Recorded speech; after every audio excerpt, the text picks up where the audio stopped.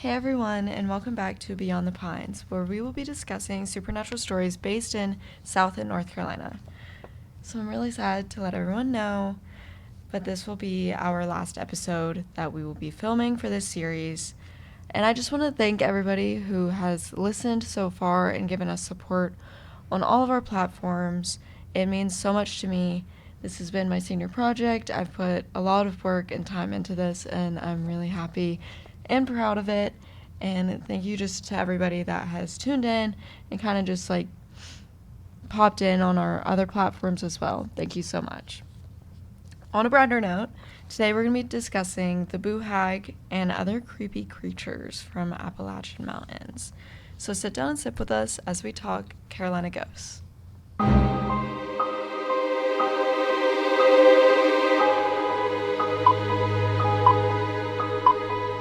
Today we are joined by Nicole. Hi, I'm Nicole. I'm a criminal justice major, and I'm actually graduating this year with Kat. Super exciting. That's what I've got. Okay, so Nicole, do you believe in ghosts? I do. Oh my goodness. Okay, so one of my first experiences with ghosts is like as a kid, I would have a bathroom like down the hall from my room, and it would be the bathroom that we'd always go to in the middle of the night.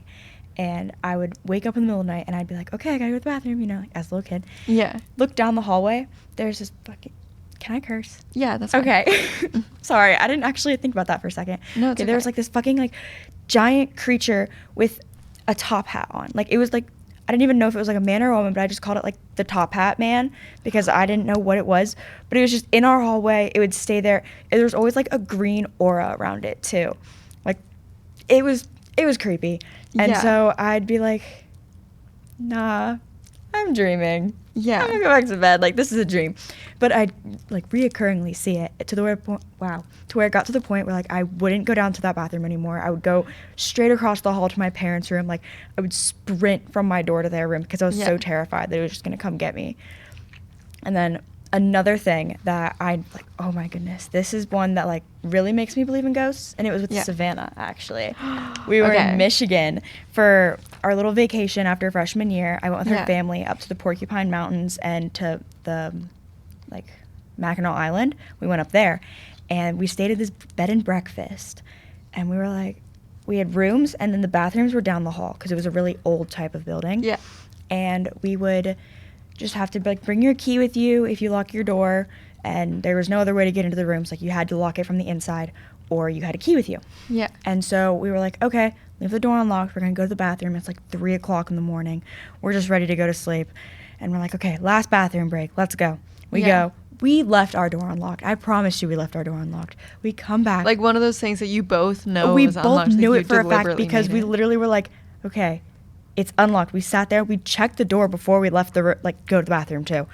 And so we come back from the bathroom and I'm like, Sav, it literally would not open. And I was like, right, okay, so like, what do we do? I had my phone. She had left her phone in her room or like in the room. Yeah. And so we go downstairs. It's this bed and breakfast, obviously with one worker. And we're like, they're not going to be awake. They're not going to be awake. We go downstairs. Nobody's awake. Nobody's there. Like, okay, what do? We look around, all these signs. We had to call somebody to let us back into our room. And they we had to call them 5 different times. They finally answered. They're like, what do you need? And I was like, we got locked out.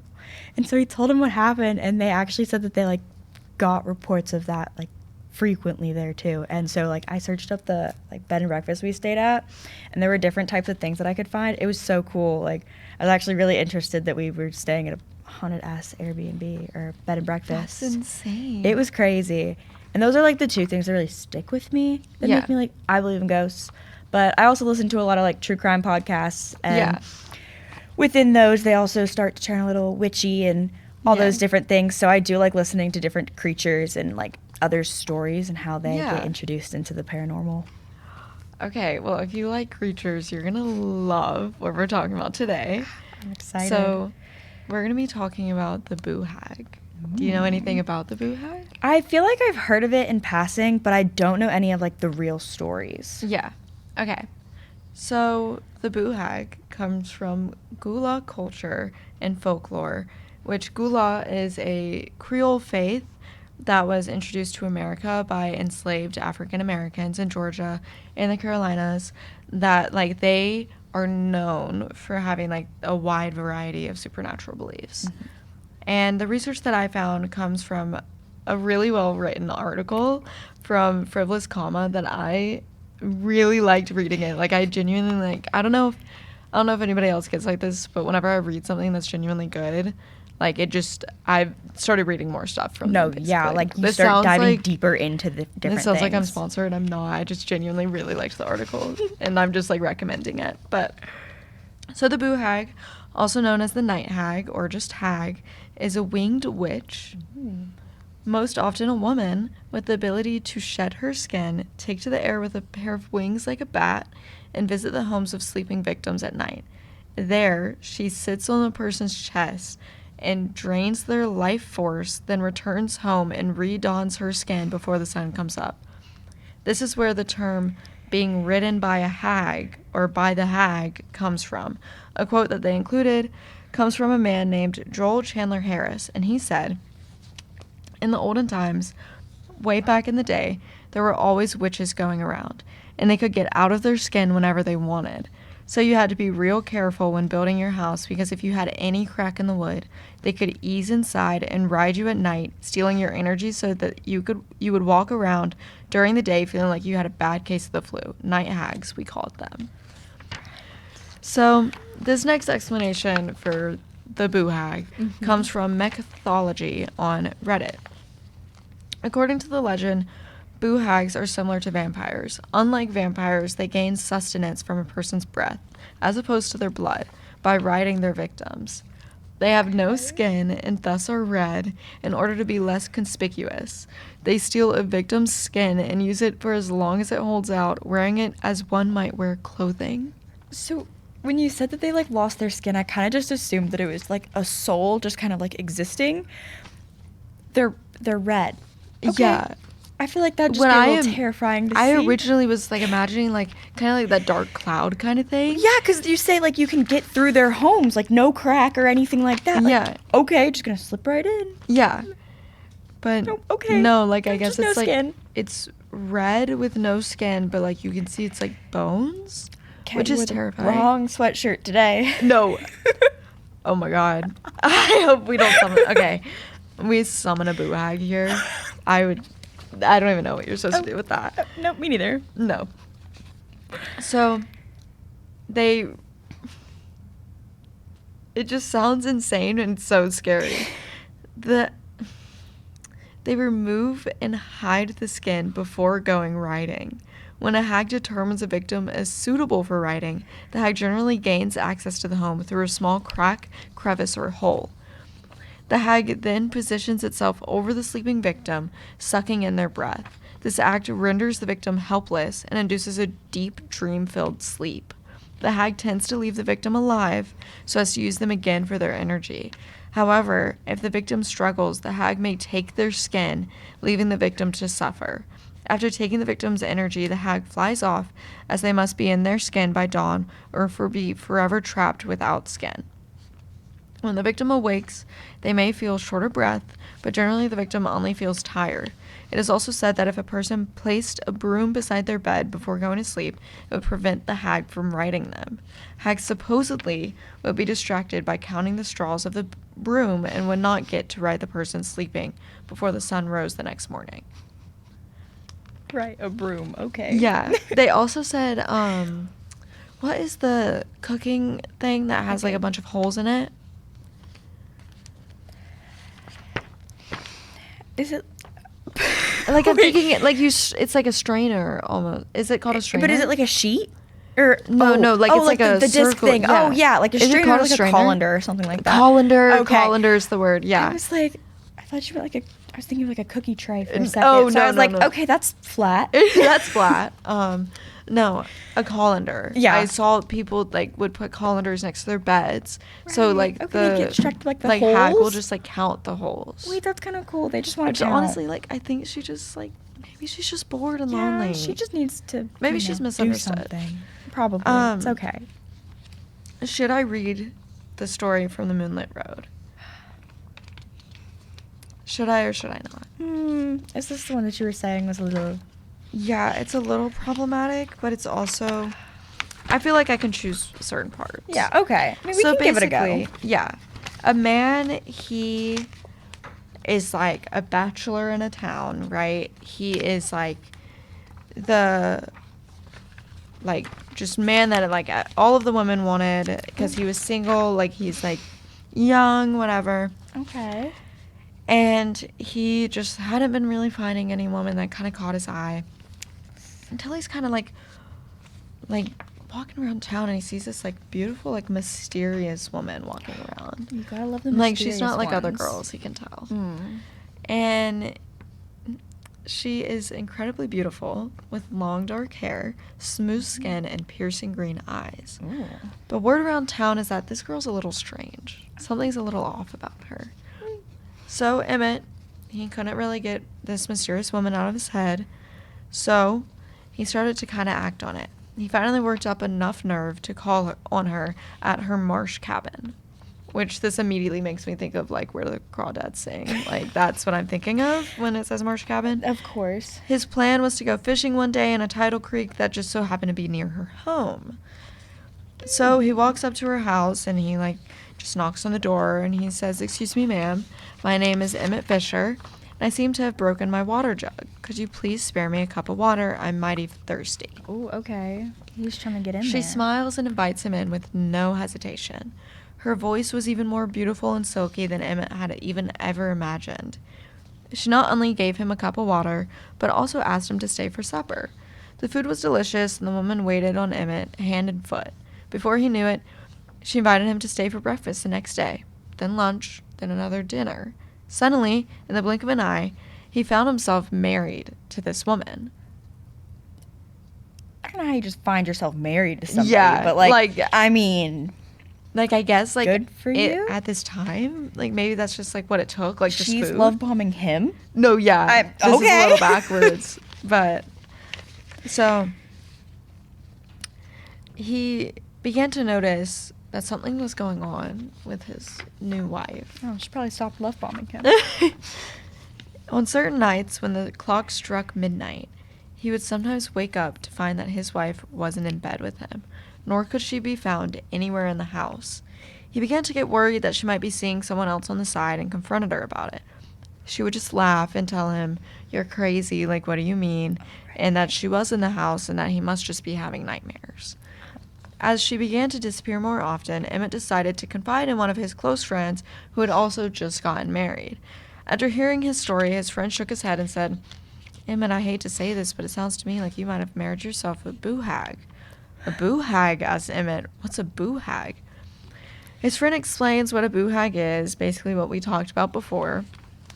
And Emmett is horrified. And he's like, "I can't be married to a Boo Hag. That's what she is. Like, what do I have to do?"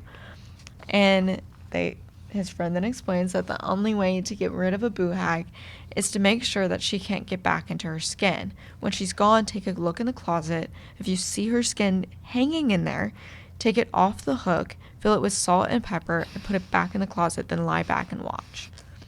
Around midnight that very evening, Emmett rolled over in bed and found that his wife was once again gone. He did what his friend told him to do. He got up, went to the closet, and there he found his wife's skin hanging there, cold and slimy to the touch like lizard skin. I think we had to take a moment. Gone for it to be cold. No, like how long did he not notice that she was gone? I'm just cold this and is slimy very is crazy. concerning. Yeah. Like, how do you just not pay enough attention to notice this? No, yeah. Like, why are you just like, oh, I asked too many questions for all this. the deep sleepers in the world really just need to learn how to wake up. Yeah. I'm sorry, this should not be happening. That is actually natural selection, though. Like, you just need to wake up. But, so he does what his friend says, and he fills it with salt and pepper. He hangs it back in the closet, and then he sleep. He needs to watch this happen. No, okay? legit. Like, how did he then goes back to sleep. Like, how did he, I don't know how he did that. Okay. I'm assuming this is just like one of those legend stories because there's no way that I he just couldn't went have fallen back back asleep. That's the most unbelievable part of this story is that Not he the just fact went that to she bed. shed her skin. It's Yeah. him going back to sleep Him after just this. going back to sleep Yeah, is you're crazy. like, I'll find out. No, like what? No, I'm going to wait. No. Sure enough, as the sun was about to rise that morning, the door opened and in walked his skinless wife. She opened the closet door, took her skin off the hook, and spoke to it in a gravelly, witch-like hiss. I don't even know how to... I'm not even going to attempt it. I done been out and had my fun, but I'm back now, and my work's all done. So let me in skin, for the sun's about to crest. You knows I'm a Boo Hag, and I need my rest. She then steps into her skin and passed it around her body, but after a while, that salt and pepper started to itch and burn. She tried to yank the skin off, but the more she tried, the tighter the skin pressed against her body. She screamed and hollered and jumped around the room, her skin burning her alive. It gets a little weird, and he basically, like, kills his wife, and with the Boo Hag being dead, Emmett knew exactly what to do, and as, like, he shoved her into a hot barrel of tar, and as the sun rose that morning, he took the tar to the top of his house and poured himself a brand new roof. Well, you know what? Maybe it's going to be like a really secure roof. Yeah. You know? No holes. No Like, Boo I guess Hag's he going has, to like, get back priorities. I actually can't wrap my head around that one, but that's, like, the legend that, like, the story that people tell that has to do with the Boo Hag, and she's, like, the Boo Hag is apparently a really big thing in the Appalachian, like, mountains and in, like, kind of, like, South Carolina area. Okay. Like, specifically closer to, like, the coast of South Carolina. And it even, like, I'm pretty sure it goes down to Georgia. Mm-hmm. Wow. The story, like, goes on, and it's, like, basically this lesson that you should get to know a girl before marrying her. It gets very patriarchal, but it's, like, this whole thing of, like, deciding, like, what the Boo Hag really represents, because I feel like it's almost, like, the opposite of that. I feel like there's just, I don't know, she's a queen for this. I agree. At the same time, like, honestly, go steal their breath. Like, I don't know I why you don't didn't think steal I your would want husband's to already. see her. Oh God, no! Please don't look at me. Make sure Yeah. I'm dead asleep. Like, No, separate like, rooms. Suddenly I'll be a deep sleeper just so I don't have to see her. At that point. At that point. Like, you know what? Maybe I get it. So he doesn't have to see Yeah, her. you Maybe know. that's why. But if you're gonna get curious, then you gotta stay awake. Yeah. Okay. Real. Oh yeah. But what I found is this is so Southern, and, like, I don't think anybody will be surprised, but I found a song that's called The Boo Hag Woman. That is by Frank Whitaker, and it literally is just, like, the Zac Brown band. Like, that's straight up what it was. Oh, you know, Savannah might like that song then. Yeah. Yeah, we'll put send her it to on for that one. Yeah. So next, do we want to talk about that one anymore? I mean, I Did think we leave really anything got unsaid? I think we really got a good idea on what she does. Yeah. Yeah, I'd stand her for that, honestly. All I know is, like, I support her, but from afar. Oh, very afar. I don't think very I would afar. want to be near a Boo Hag at any time in I'm my so life. scared, but, you know, she's doing what she needs to do. She's doing what she needs She to didn't do. ask to be like this, okay? True. It just happened. That's true. That's actually really fair. So, do you have any other stories that you wanted us to talk about before we jump into these? I don't know. We can just jump into these. Are you sure? I'm sure. Okay. So, I also thought it'd be fun for us to just talk about, like, since this is the last episode, my favorite one that I've done so far was talking about, like, just Appalachian stories and just things from the Appalachians. So, I found this one that's pretty long, Okay, perfect. but terrifying. And I wanted to tell it, and, like, if we have time, I'll tell another, but I really need to tell this one Okay. because it's, like, I've been thinking about it. Okay, I'm excited. So, this comes from a person on Reddit. So, I grew up in southern Appalachian in western North Carolina, 30 minutes outside of the town of Asheville. Do we have, like, an exact area? Here, maybe? It could very well be where we're at right now. Mm-hmm. So, the hills and hollers of the Appalachian Mountains are some of the oldest mountains in the world, with some of the rock formations dating back over 1 billion years. That quite literally means they were here before there were even terrestrial animals. As with most things happen on Earth for a long time, there are inexplicable anomalies, both benevolent and malevolent. For example, the Brown Mountain Lights. Never in my life have I felt threatened or uneasy when witnessing them from wise men's view. They're neither good nor evil, they just are there. On the benevolent side, sometimes when you walk through an abandoned old church up near mom and dad's property line, you can feel good, warm, and happy energy.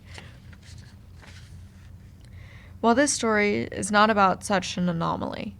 It's about something that was definitely malevolent. About a decade ago, I was in night school at AB Tech, going to school for automotive mechanics. I would go into class at about 2 p.m. after I got off my part-time job, and I would end up getting home at about 10:30 p.m., depending on traffic. Every night I drove the same road in my old 1973 W200 Dodge pickup. Some nights it would get rather boring, and I would take a different route, jump off I-40 and drive the back roads. On this particular evening, I decided to just stay on I-40 because I just wanted to go home and go to bed. It was Thursday and there was no class on Friday, and I wanted to get in bed early so I could go out into the woods and go hiking early tomorrow morning and watch the sun come up.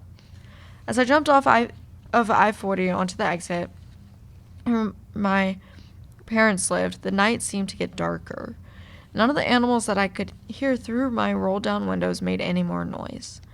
The cab of my truck became smaller and smaller, and my breathing quickened. I've never faced any kind of anxiety in my life, but at this moment something felt off. There was no way I could put my finger on what it was. I came to a stop on the exit ramp, turned to go down the road, and I happened to notice that the gas station off the exit where Mom and Dad lived had no lights on. They were a 24-hour truck stop and always had lights on, but I didn't think about it again after noticing. I just chalked it up to the power being out, but I could not shake the feeling that something was definitely askew. I slowly shifted through all of my old truck's gears, not wanting to make any more noise than an old pickup truck already did. I leaned over my steering wheel to look up at the moon through the windshield, and there was barely any stars visible, which was way out of the ordinary. If you've ever been to the Appalachia, it's primarily the sparsely populated areas where I'm from. You can see the Milky Way on clear nights, and the absence of stars back home is only due to cloud cover or whatever in the hell went on this particular night. As I rounded a particularly sharp left-hand curve and chugged through a straight stretch before the next right-hander, I looked at the ancient, decaying barn I always gazed at when riding at the stretch of the road, and thought about how long that thing had been here, and how many advancements in civilization it had seen. For the split second, my gaze wandered a very large, sickly-looking dog ran out in front of my truck, no more than 10 feet in front of me. Old Betsy was a good truck, but she didn't stop well. Thump, thump. I heard the fence post I had left in my truck bounce up out of my bed and then back into it as I slid to a stop. My first thought was, oh God, now I have to go tell these neighbors that I ran over their dog. That shit doesn't go real far with people around here, and it can really kind of set them off depending on the dog and the person. That's real. That's so real. That's really real. As I sat there breathing in the smell of burning rubber, something else found its way into my nose. The stench of rotting flesh. That's literally, isn't that like what people say they smell like when, like, the devil is around and stuff? Right. Yeah. It's not a smell you ever forget once you smell it one time. I didn't pay much attention to it. I just chalked it up to some rotting roadkill nearby. Finally, I thought to myself, let me go check and see who this dog belongs to. I pushed my clutch in, shift to reverse, and as I looked in my rearview mirror, illuminated by the haunting glow of my reverse lamps, was the same dog, only it wasn't on 4 legs anymore. It had stood up like a man well over 10 feet tall. Only then did it dawn on me that the front of my truck was every bit of 5 feet tall, and this dog was every bit of 5 feet tall at the shoulder on all 4s. As it turned his head to look in the direction of my truck, I caught only a glimpse of this creature. It was not a dog, it was not a man, it was somewhere in between, and at the same time entirely separate altogether. Its skin hung loose off its emaciated and thin frame like a raccoon. Bits of matted fur and dirt and mud clung to its legs like a disease.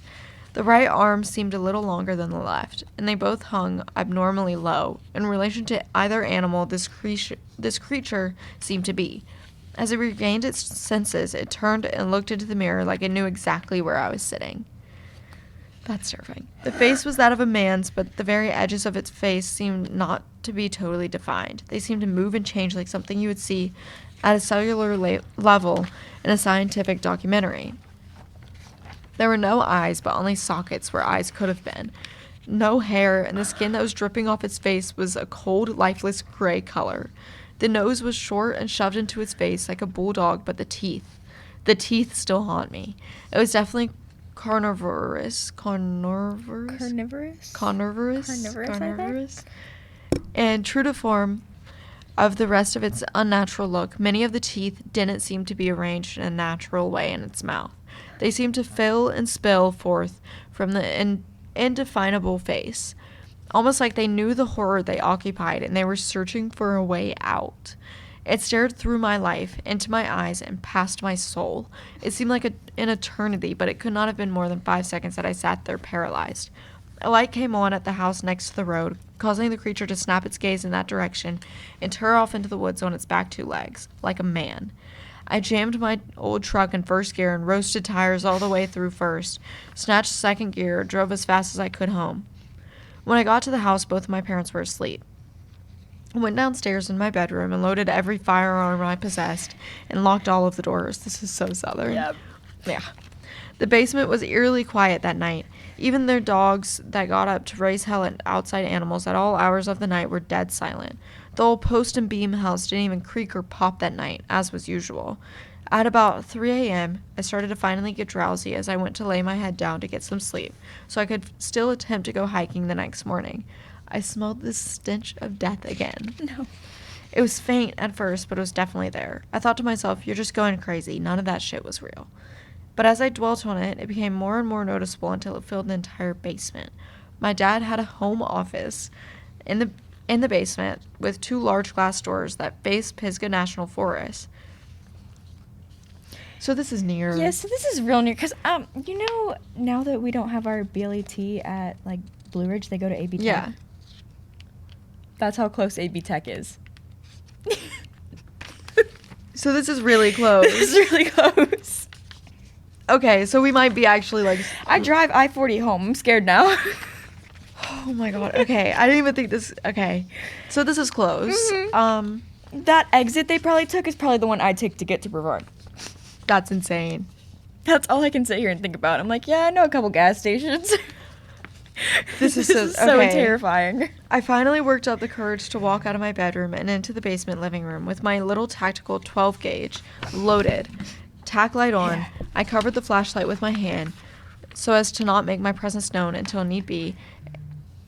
And as I turned right out of the living room into my father's office, I shined the light through the glass doors, and at the edge of the woods, there stood the creature. It was motionless. It stared into the light unafraid, with those soulless sockets devoid of eyes.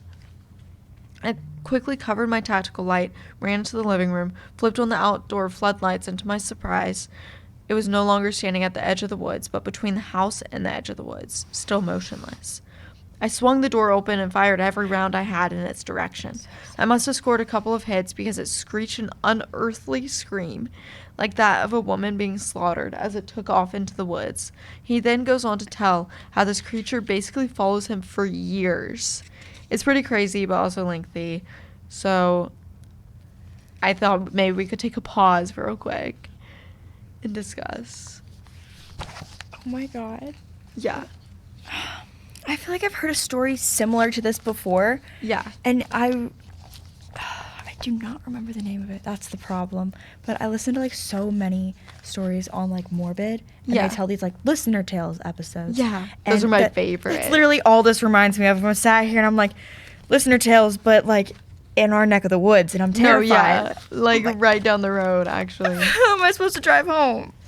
So what he begins to talk about is, like, he thinks that it's just, like, him that's saying it, but, like, his wife later on begins to see it. And I guess, like, I can go ahead and continue. I think we have enough time for this. Yeah. The dogs went crazy. Mom and Dad woke up asking me what the hell I was doing. I told them that a bear had gotten into the trash and I was scaring it away. They didn't believe me, but I knew they wouldn't believe the truth either. I didn't sleep that night, or any time until the following Sunday. Everything seemed to return to normal, and I didn't think about the creature again until I met my wife about 6 years later.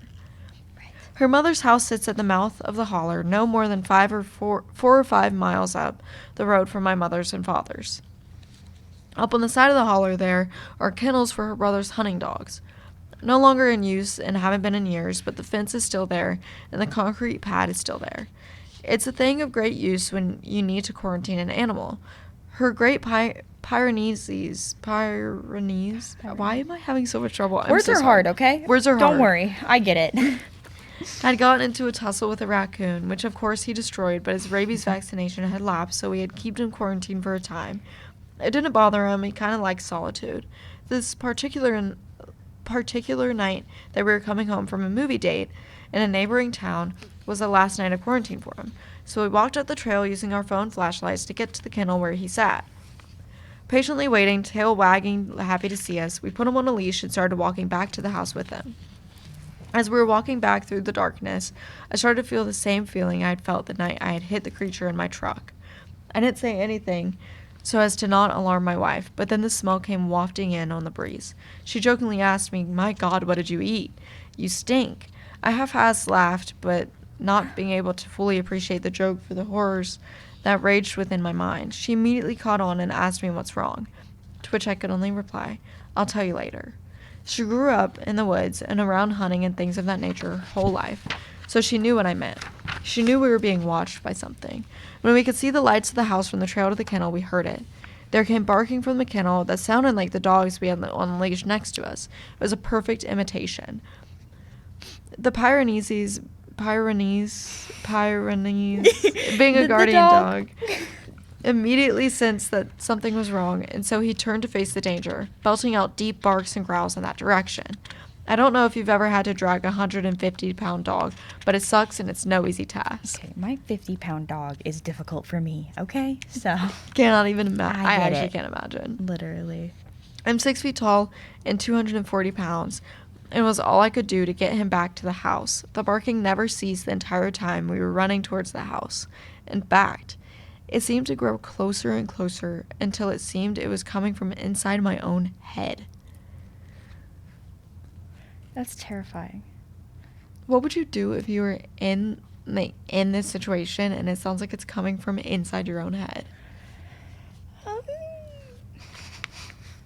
Like, it's making me wonder what kind of, like, creature it could be. What can do like, this what to can you? do this? Like, literally the only thing I could even slightly think of, because you mentioned that it has no eyes. Have you seen the Yellow Jackets? I have. Okay, I haven't seen the newest season. Me neither. I'm on just started season 3. Okay, I'm on, like, season 2, I think. It just reminds me of, like, that person that they see. Oh, like, yeah. occasionally, you know? Like, that's all this reminds me of, but it's, like, an animal. I wouldn't have even thought of that, but that's actually really good. Yeah. But an animal version. Like, that's all I can think of, and I'm like... It kind of reminds I don't know what me... to do. Have you seen the movie The Ritual? Oh, my God. It kind of is reminding me of that. Like, the creature just knowing where they are all the time kind of thing. Like, that's what I'm thinking of. There's got to be some sort of, like, demonic connection through here. Yeah. There's no way it's just, like, a For it to, like, animal. smell, like that, like, yeah, isn't... You have to have some sort of connection to the devil. Yeah. Like, that's associated with demons. Yeah. Okay. So, her mother heard the commotion and flipped the floodlights on as we made it into the fence of the yard, and I caught a glimpse of something coming to a dead stop at the end where the light reached. Wheeling around and tearing off back into the darkness, my wife looks at me and goes, "You want to tell me what the fuck that was?" To which I replied, "Yes, let's go inside." I told her the story and she listened intently, hanging on to every word. Her family came from a long line of granny witches and other supernatural healers of the Appalachians, so her older sister came over the next morning with some herbs and chants to bless the property and to ward off evil. I suggested we go up to the dog kennels and do them as well. When we got to the kennels, they were completely destroyed. The dog houses were destroyed, and the place reeked of the stench that followed the creature. My wife's older sister just went about her business like normal, blessed the place, burnt some herbs, and let us back into the property. When we got into the house, she wheeled about on us suddenly and instructed us very firmly to never go into the woods after dark, not until this thing left me alone. To make a long story short, my wife joined the military, and she ended up getting stationed in Delaware. Well, as she's someone who's lived around fairly large mountains and endless wilderness their entire life, Delaware is pretty terrible. At least that's what my thought was when we first moved into the middle of 50,000 plus population city. Fortunately enough, it didn't take us long to find a house in the sleepy little community further south. We purchased the house and moved in with haste. We were both very grateful and glad to be out of the city and into a rural setting again. The land in Delaware seems lifeless in comparison to the Appalachian. He basically goes on about like the woods and he hasn't thought about the creature in a while. He hasn't been thinking about it. There was no need to think about it. And he resumes staying outside after dark and playing with the dogs as like this is something that hasn't bothered him in years. There's no need to worry about it. Yeah. He then says, so he writes this the night after. Last night I went outside to play with the dogs, and as dark set in, I built a decent-sized fire in my fire pit and consumed some good old-fashioned Appalachian Mountain cough syrup from a mason jar. Just as the fire was dying down, my American bulldog tore off towards the woods. He has a habit of running off to go on adventures, so my immediate instinct was to chase him down in the yard and tackle him so he could not get away. As I tackled his 110-pound ass to the ground and threw him in a fireman's carry over my shoulders, I heard him begin to bark, only the bark was not coming from him. The only sound coming from him was a deep, rumbling growl, a noise I've never heard him make. It was a threatening noise. Something was definitely wrong, and as I ran with him on my shoulders back to the house, the stench of death began to fill the air. I just got shivers. The two other dogs must have caught wind of what was happening and met me at the back door, which I threw open, slammed shut, locked, and again loaded my firearms. How the hell could this thing have followed us 650 miles up here? As I flipped my floodlights on at the back side of my house, several of the bushes and small trees of the forest's edge were still shaking like something had just run through them. My dogs went crazy all night, barking and howling and attempting to get out the windows. I didn't sleep a bit, and I don't think I will for a while. I know for sure I won't be in the woods after dark again in my entire life, not until this thing is gone. This thing isn't leaving him. He's possessed. Like, that's like an attachment. That has to be, like, there's no way it followed you all the way to Delaware. Like, 650 miles? And you've been saged and cleansed. Like, nope, you're screwed. No. I'm sorry. I'm so sorry. That was such a long story, but I had to tell that one. But it was so good. Yeah. Like, Oh I my read that one, goodness. and I was literally alone in a room, and I just remember I was like... No, that's actually Turned perfect for the every lights last on. episode, too, because Yeah. it's more than likely within 20 minutes of us. Yeah. No like, way my it's thing not. is this is so near that, like, this is something that, like, So, could like, affect us. Yeah, we could see these. Yeah, I'm not knows? going out after Nope. dark Yeah, anymore. we're actually And not I'm pretty leaving sure our it's house. literally getting dark. Like, it's going to start getting dark soon. We gotta wrap this up. Yeah, I want to but- go back to my room. but this is, like, terrifying. Okay, so if I ever hear a bark and I'm with my dog and my dog's not barking, run. Run. Run so far, run so Like, fast. It reminds me of, like, mimics and, like, SKIN walkers is what it's making me think Yes, of. and that's... Those are probably the two things that I'm most afraid of. Probably. Yeah. I'm so terrified of mimics. Like, Have you what seen the do you TikToks? mean? There's this one girl that's on TikTok, right? And her mom, like, she lives with her mom. Mhm. And, like, her mom, like, works during the day. And she'll be alone in the house, and she'll hear her mom talking to her, like, and knocking on her door and being like, do you have that charger? Can I use that charger? And, like, in her mom's voice. No, that's so unbelievably terrifying to me. Yeah, no. Oh, I can't do can't. that. No. What would you do in this situation? Because he moved. Like, he did what I would do, which would be, like, move far away. Yeah, move far away. I would actually start going to every single witch I could find ever in Real. my area. I'd be like, who's the most powerful? Get all Please- your sage together at the please same gather time. everything. Need the spells. Like, Yeah. come on, let's go. Like, let's move it. Like, I don't even know. I don't know what else to do. I mean, man's already shooting at him. Like, Yeah, like he's done he honestly, he reacted I feel like in a lot of these stories, like they're like, I did something stupid, but he Yeah. honestly reacted really It's like well. he's doing all the things he needs to do. Yeah. That poor man. No, I wonder how he's doing. I wonder if there's any updates. I'm gonna check and I'll like pop it Go up right check, here if yeah. there is. But like I have no idea. We'll go check their Reddit thread. Yeah, gotta go check that thread. Imagine like he's like, will it happen again? Oh my god, guys, it followed me. I moved again. This reminds me a bit of, I don't know if you ever saw the Dear David series. Oh, I haven't. Okay, it's basically like this guy, he like dreams of this little boy that died, like, and he finds out that it's a real boy that died, and he dreams of him, and he's in his dreams, and he's like talking to him about his life, like, but about the man's life, and like it's like an actual guy, and like his cats react like during the day, and like there's things that are always open in his house. Oh my god, I'm getting shivers thinking about it again. God. Like it just reminds me of that, because like he moved and it followed him. Oh. Like he would still have dreams about it. Yeah. I think what's like most terrifying to me is like spirits or demons that have like possession to you. Yeah. And they follow you and not like an attachment Like- of an item. Yeah. Mm. Like Annabelle the doll kind of thing. Like how when she started, which I don't know how real it is, but like when she started like following the people is where it gets Yeah. scary. Because at first, like if it's just It's an attached to animated that. doll, yeah. Yeah. Like, okay, throw it in a garbage bin, lock it up. Yeah, Let's like, not lock worry it about up. it. But Yeah. once it can follow me wherever I go, No. mm-mm. Mm-mm. Mm-mm. Yeah. Wow. I really liked that story. Oh my though. god, Kat, that was amazing. Thank you so much for joining me. Oh, thank you so much for having me. This has been like in the works for a while. Yeah, no, genuinely. I was like, let's hope this actually sticks tonight. No, It's like, what, legit. 7th time's the charm? No, legit though. I'm so sorry, but thank you so much. All worked out perfectly. Oh my Nicole is literally the goodness. most patient person ever because this has been taking I'm so just long. Also have so many other things going on with you that I understand. Yeah. So, yeah. And I also want to thank everyone again for listening and joining us and supporting us. And this has been such a good series.